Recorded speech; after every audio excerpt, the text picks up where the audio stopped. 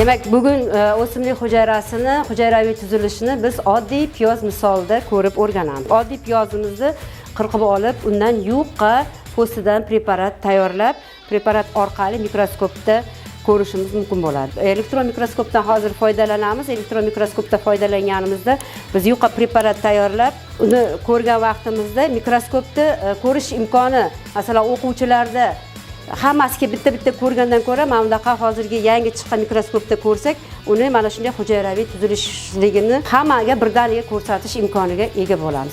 Bu mana bu hozir tayyorlab ko'rsatgan narsamiz bilan, demak, mana 7-sinf biologiya darsida jarayonni to'liq berilgan. Mana shu jarayonda ham o'simlik piyoz hujayrasini tuzilishi mana shu ekrandagi rasmdagidek ko'rsatilgan. Endi buni solishtiradigan bo'lsak, xuddi shu narsani mana bu yerda ko'rishimiz mumkin bo'ladi.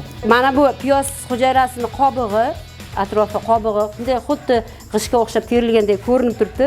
Mana bular qobiq, membrana deymiz. Mana ichida qora, mana yumaloq nuqta turibdi, yadro. Mana bu yerda yadro.